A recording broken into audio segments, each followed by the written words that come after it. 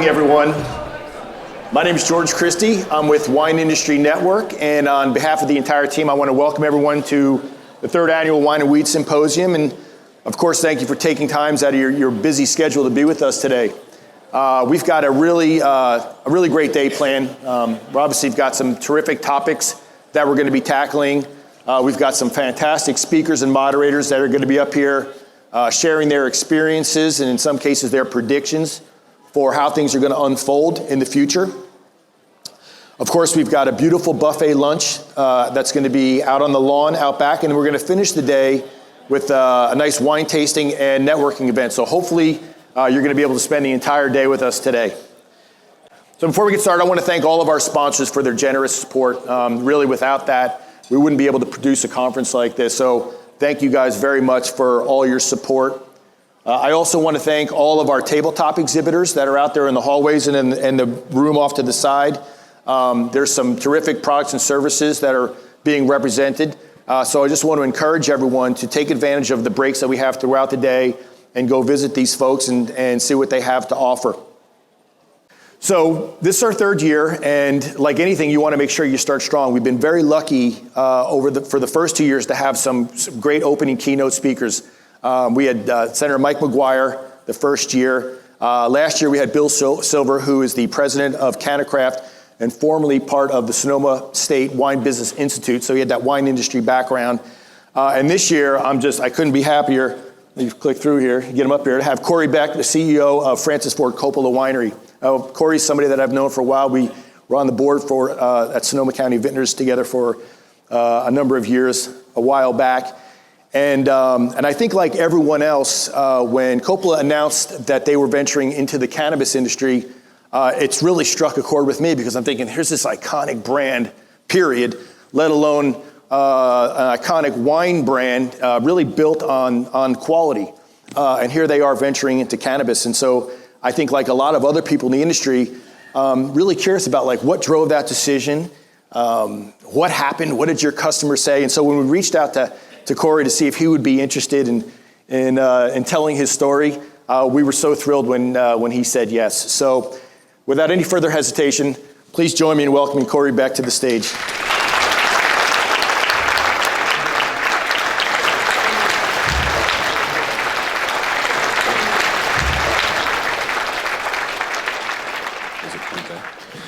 Okay, well, thank you, George. Thank you, Samantha, as well, for putting this together. And let's see, I've been with the company 21 years, and if you would have asked me 21 years ago, would you be the keynote at the Wine and Weed Symposium, it would be 100% no. But having said that, George brought up a couple of good points there with looking at the percentage of the people in the crowd, be it wine, be it cannabis, competitor. We looked at it as an opportunity, right? And I think that part of my presentation today is going to be about opportunity. We chose not to look at it as a competitor. I think if you do, you're going to miss out on a few things. So why cannabis? I also will say, giving our owner, why did he in the early 70s mortgage everything to finish Apocalypse Now? Why did he, at a time in his life when we were looking at buying Chateau Souverain, say, oh, I wanted to build a swimming pool, right? So he pushes the envelope for whatever it is. And so it is, it's a person that believes in what his values are. We have a mission statement, which I'm going to go through, but he's not afraid to take risk because of what he believes in. So it's much easier to rally the troops if you truly believe in something. So cannabis is just part of that as well. So this is a slide I'm going to go through a little bit here and talk a little bit about how we got here. The Coppolas are in many different ventures, a little bit of the film business, of course, a little bit of, we have hotels. But one of the stories that I would love to tell is that a story that it's actually one of Francis's books that he worked, one of his very first movies was called The Rain People. Most of you don't know The Rain People. I didn't know what it was. But the significance of the Rain People is that he was working, it was filmed in Nebraska, I believe, and his assistant was George Lucas. So they were filming, for 2 weeks, of course, over budget, the whole thing. So they're getting on a Greyhound bus to go back to California. And, cannabis was involved. They are sitting there waiting for the Greyhound bus. And George Lucas starts talking about these flying spaceships and things that are happening in outer space. And, they both start going on. And he continues with his story. Well, as we all know, basically started Star Wars right there in the Greyhound bus station in Nebraska. So, Francis it's kind of who he is in terms of innovation, when things are going to come to him, who knows. I have a picture of the swimming pool here, and you talk about things that we believe in. So we bought Chateau Souverain in 2006. We are sitting at the board meeting in 2007. Francis walks in, and I kid you not, on a cocktail napkin, he has a rendition of that swimming pool right there. And I will tell you, I was one of the first ones he said, "Oh, is it a good idea?" And I was one of the first ones to raise my hand and say, "That's not a good idea. Why swimming pool? Why, with wine?" And he says, "Well, have you been to, a resort lately? People sit at the pool. They have food. They have wine. This is no different." And so, again, creating experiences. Now, how committed he was to this pool? When the pool was poured, it was all 4 feet deep. He found out the deep end, that was supposed to be the deep end, was only 4 feet. He says it needs to be 7 feet. Who wants to swim in a pool that's only 4 feet? Adults want to have a 7-foot deep end. We had to redig that portion. I can tell you the cost of that. Redig that portion and make it 7 feet because it's what he believed in. So to give you a little insight of who he is. So this year, I just wanted to go through this a little bit. This is our Coppola house that we call, in the first 3 words, quality, authenticity, and pleasure. That is our mission statement. Quick story about that. About 7 years ago, I actually wasn't aware that he had conveyed that to the company. And again, been there 21 years. So we did a little, we got a management team meeting together. We had an offsite. We came up with this great mission statement, 1 sentence. And so I sent it to him. I said, "Hey, Francis, here's our mission statement. We all worked on it." He said, "Well, what happened to the old one?" And I didn't realize there was an old one. So he said, "The old one is quality, authenticity, and pleasure." So from that, we then have our vision statement. And this is, if you look at our business, this is why we got into the cannabis business. Inspire, connect all generations with authentic, innovative experiences.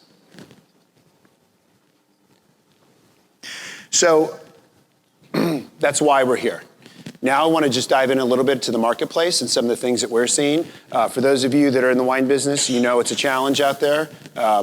Sales are tough. Every case of wine that you sell right now there's a lot of blood, sweat, and tears that go into that case of wine. On the flip side, the cannabis side of the business, every time you pick up an article, there's some new investor putting in millions and millions of dollars into technology. So, we're on 2 sides of the coins right now.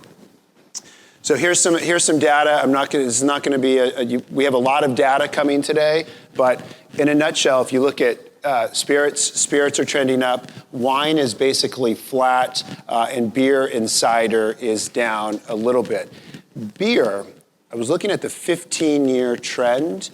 Beer has lost 10% market share in 15 years. 6 of it has been taken away with spirits have taken it, and 4% on wine. So beer, and if you look at what's going on in the beer category, you start looking at these hard seltzers, some of the things that these beer companies are doing to augment the lack of beer sales, they're starting to get into this. A couple of other highlights here for those of you, again, in the wine business. If you look at the $10 to $15 category, that's up about 6%. And if you look from 15 to 20, that's up at 9%. So, I'm always the one looking at opportunity. I'm not going to show you the graph that wines under $5 are down, but there's opportunity within some of these segments that we can look at. So here's some of the, again, looking at our audience. This is adults 25 to 38, basically the millennials. We're all trying to figure them out. But Notice here, which is really interesting, brand number one, craft beer brands and wine brands. We all know that within our industry, you don't have the leading brands. And to a certain degree, within wine, I love that because wine is about experimenting. Sauvignon Blanc from New Zealand or, Riojas. So then you start looking through, you have Budweiser, Corona, and you start going through some of these other, brands that people are committed to. But the good news is that we have wine at number one. Now it's about figuring out how to get this product. Here's an interesting one, which I love, and this is nothing to do with wine, beer, or alcohol. It's all those beverages that are across the aisle. In the last 4 years, this non-alcohol beverage business has gained $7 billion. $7 billion.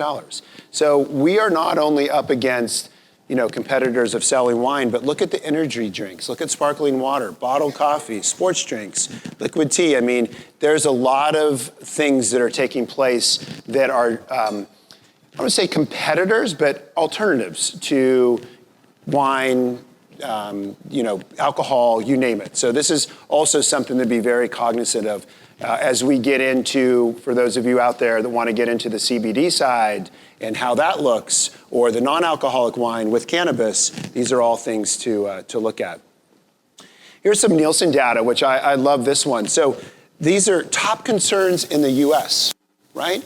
We all know our political landscape. We know a lot of these other things going on. Number one, health, right? So people trending to lower alcohol opportunities, the whole CBD craze with the health thing. And a funny story about the CBD side of things, when we were, a couple of years ago, when we were making the case to the board, our board, about getting into the cannabis world, I brought a bunch of samples to the board, right? It's like a great opportunity to bring cannabis to the board. When do you have an opportunity to do that?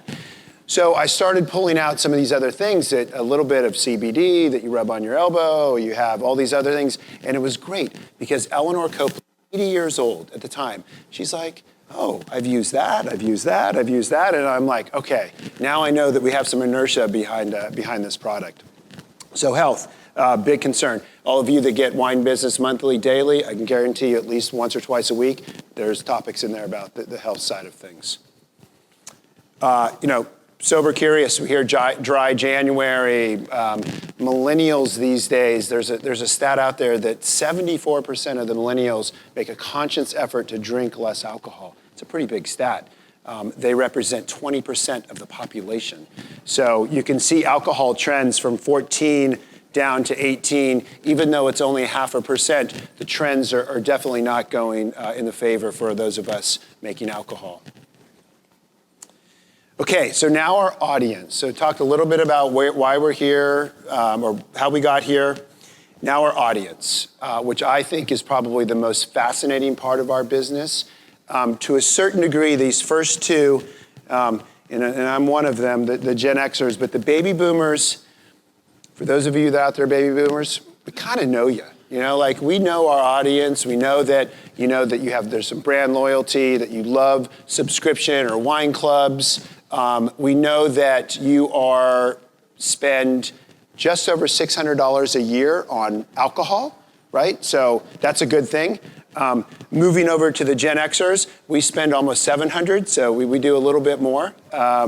But again, Gen Xers as well, work-life balance, some of those things. We also spend, Gen Xers, $4,300 a year on dining out. And one of the things within in the wine business here, I still believe that we have the food and wine aspect, and that is something that we as an industry need to continue to play up, because hard seltzers, God bless what they're doing, but they don't really pair too well with the filet mignon. So we have to be able to continue to take advantage of that as an industry. Okay, now, how about these two generations, millennials and Gen Z? So millennials, again, highly visual, the delivery service. So if you're in the wine business right now, the majority of your wine sales come from end caps at Safeway or Kroger or some of the large grocery stores. But we see the trend of Drizzly and Saucy and some of these other delivery services. How do we walk both sides of the fence and continue to market to a segment that's small, that we know is growing, and then also the bricks and mortar side of things? I love this millennial math, and I didn't put it up there. I've actually memorized it because it's so great. So while the wine of the year from the Spectator or Enthusiast can cost $100, the number one whiskey can cost only $30. And you don't have to finish that bottle of whiskey in one night, right? So again, very thrifty, and so they think of things a lot differently. So it's a great stat, and I said this earlier, they make up about 20% of the population. Gen Z. So Gen Z, I think I'm, depending on how you look at it, fortunate or not fortunate. I have two kids, two boys that are Gen Z. One of the stats is that 70% of Gen Z watches 2 hours or more of YouTube a day, right? That's a lot. Yeah, exactly. So, we're looking at our business, either be it wine, cannabis, and influence. And look, let's be real, YouTube doesn't have a lot of filters on it, and so the messaging through there. So it is there's a couple of other great things with Gen Z. Let me move my. So Gen Z, $40 billion in buying power, 32% of the global population.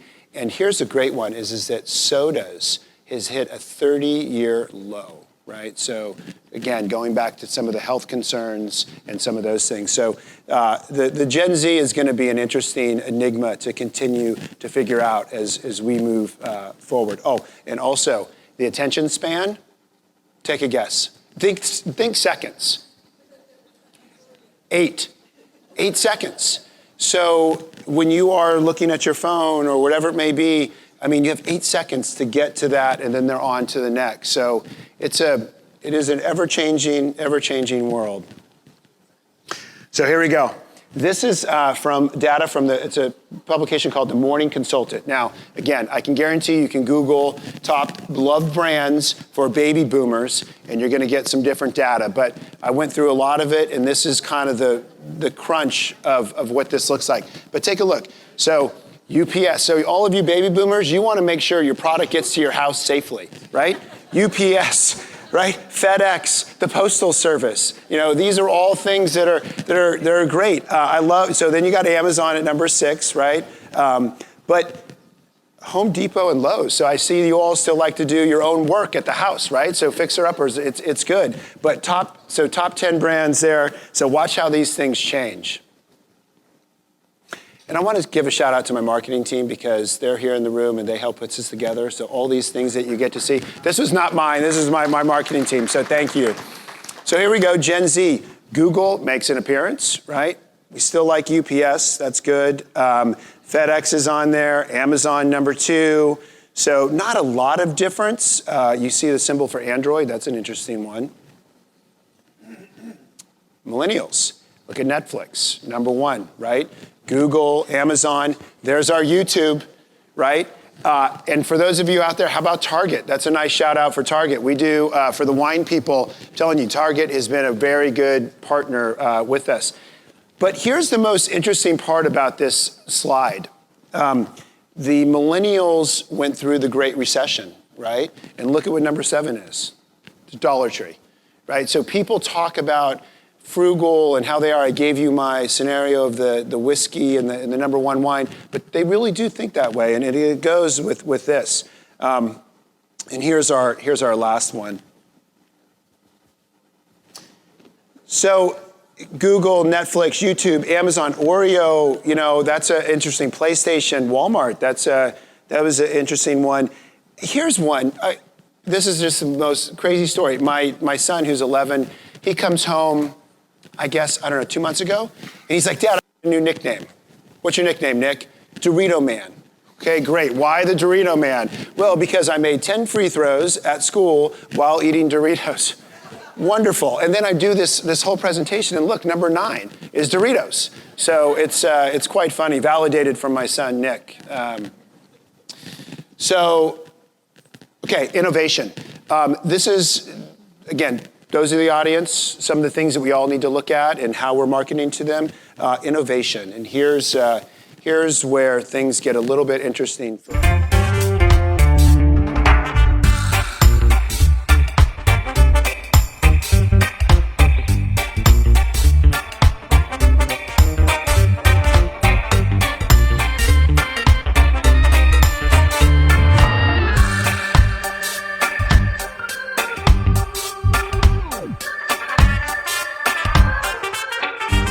But look what it says, Macastoni.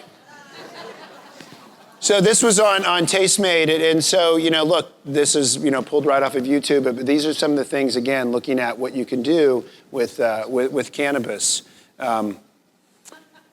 So I wanted to show this, and again, not to be too much in the data, but Colorado was an interesting one for me because they started in 2014, and I wanted to see where we were, where they started and where we are. And then in the next slide, I'm going to overlay it with where wine sales are, because that's a really interesting one to see how things have gone. Did wine sales go down or spirits? But $140 million this year combined in Colorado. So if you look at these states and the tax implications and what they're going to be garnering, most states are going to be getting in, more and more are going to be getting into the cannabis business based off of stuff like this. But here's the slide that I want to get to. Wine, look at all of you with the fun. This is a good slide. See, now I like it. You all like this slide. That's good. So here you go. Colorado beer down 3.6%. Wine up 3%. Now, this is in the same time frame of when it became recreational legal since 2014. The only state where we see that it's down a little bit is Washington in terms of the overall alcohol. Beer is down in all three, but that also is a trend where beer is down in general. Now, that's beer overall. You still have the opportunity with craft beer, which is doing great. The wine, you can see pretty good. Colorado, flat in Oregon, and down in Washington. And then spirits. Spirits continue to do well, and I'm going to go through a slide or two on why we're into the spirits business. Here's a quote of why we're into this business from Francis, and the bottom line is that we got into it because of the terroir, the appellation, where we deemed that this could be work with both sides of the fence. Here's our product. Give you the quick story on this, how this started. It was about 2 years ago. Francis called me up, said, would you come to my bungalow, which is in Napa at the Inglenook. I want to show you something. He had a paper mache rendition of that bottle. He said, open it up. So I opened it up, and cannabis filled the room, and I was like, are we getting into the business? He said, we are getting into the business. And here's how I think. I want to be able to, brand recognition. I want to have this in a package that looks like a wine bottle, that talks like a wine bottle on the label, identifies the grower, the appellation, in this case, Humboldt, and then you open it up and you have all these surprises. He loves Cracker Jacks because of the little surprise that comes out of it. So this is part of the little surprise. We have a pipe, we have matches, we have rolling papers. So this is what it comes in. We made about 5,000 of them. Only sold in about, out of the 700 dispensaries in California, maybe 20 of them. So if you think of like fine wine shops, this product is definitely not going to go into majority of them. But this is where and what we came up with. And we had some learning. We had some learning curves. This is some of the press. I will say that for our investment in the 5,000 that we made, and all of the press that we got, it more than paid for itself. And it's probably partly why you all in this room, of why, right? There you go. See some of the things that we got from that. So here's our grower series. We started with buds, and I will say, this is a pretty funny story. As we were going through this process, we were like, well, who are we going to partner with, right? I don't know anybody in the cannabis business, or the ones that I do aren't growing, they're just using. So we got through a friend of a friend, we connected with this group out of Humboldt, and through some of these other different ones. But one of the very first groups that came in, They walked into the conference room, and we're sitting there with marketing, and our attorney's in there, our CFO, Joe, who's in the audience here, he's in there, and these 4 gentlemen walk in, and I kid you not, the meeting was at 8 o'clock in the morning, and they had just smoked in the parking lot, right? You could smell it everywhere. They sit down, they're like, oh, this is gonna be a great partnership, and my CFO and the attorney are rolling their eyes at each other, and so we're like, okay, we digest it all, are we sure we wanna get into this? And the funny thing is they exited the room, and about 10 minutes later, knock on the door, the guy walks in, he's like, I left my laptop. Like, okay, right? That's, know who you're dealing with. So as we've gone through the whole, process, we didn't go with that group. I equated it, we need a little adult supervision, and so we moved on, we found a great partner. We're looking at doing pre-rolls and then vape pens, right? As looking at the market where people are smoking less, what does the vape pens look like? So these are the things that we're looking at. So I'm gonna finish this I got about 5 minutes left, looking at setting some of the trends. We got into some of these things canned. Here's a little video that we did.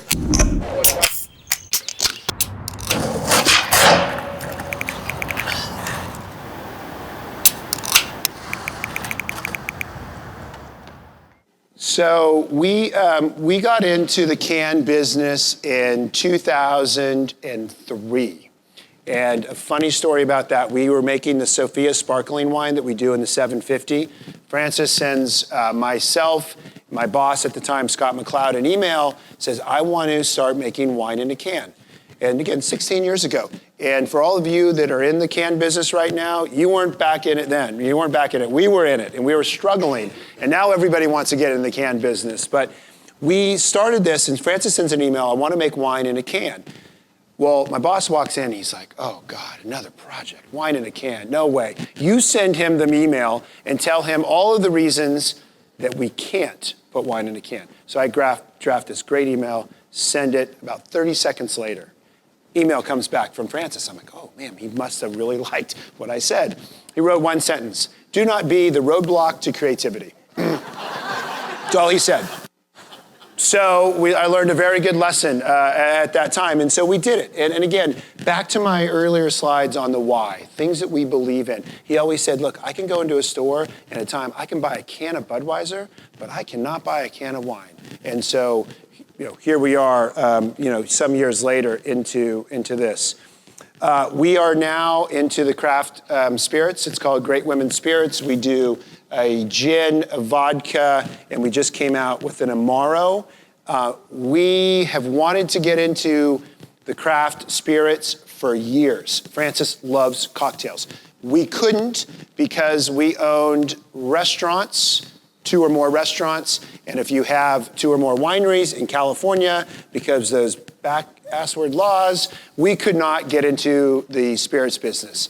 So Francis said about 8 years ago, he said, we'll change the law, right? Because in his mind, that's what you do. You just change the law. Well, we were fortunate enough as the craft distiller's license went through, where you all get that nice tax benefit on your wine.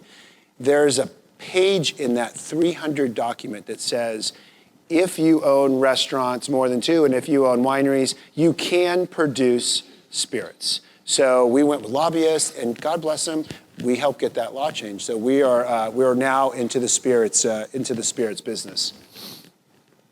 We're also sustainability. You all know a lot of the stats out there. 72% of millennials, when they're looking for products, it is about sustainability, global growth in companies. The ones that have a sustainability message, 4% growth. The ones that don't are less than 1%. So sustainability is a big thing for us. And these are just some of the things that we do. So I have one slide left at 51 seconds. This is to leave you with inspiration.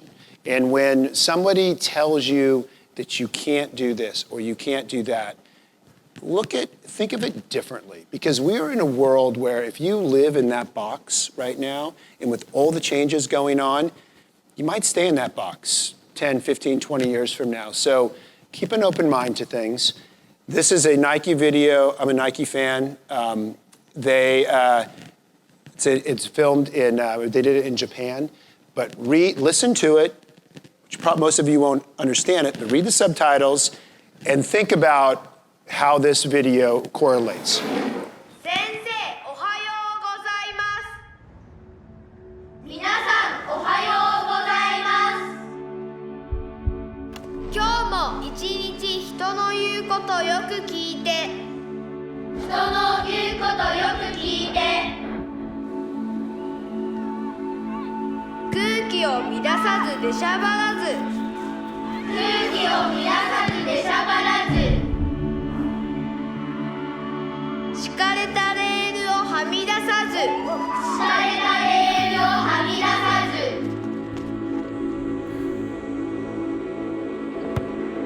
ず、できないことはやらないように、できないことはやらないように、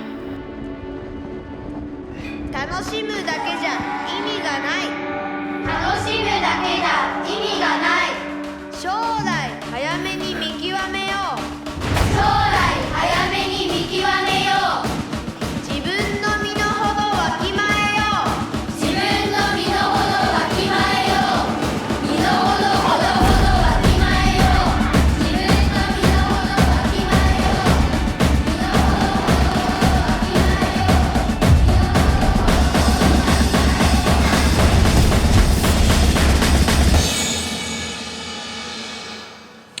う。 So inspirational, look at things differently.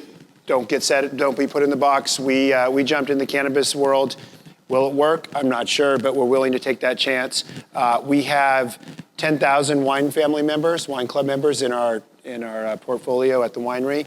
When all that press came out about the cannabis, we had 2 people that said, we don't want to be part of your wine club because of that. So again, take a risk. That's what we did. That's what we're going to continue to do. I do believe that we can work together. There's opportunity. Don't look at anything different than there's opportunity out there for all of us. So on that note, I thank you. I want to thank my marketing team for helping me put this together.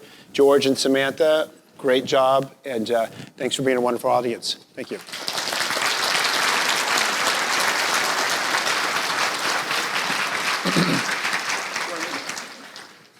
A little bit behind, but there were a couple questions that I felt compelled to ask. So when you made the announcement, and you have a huge wine club, you have a huge following. Yep. What was the reaction from your core customers on the wine side?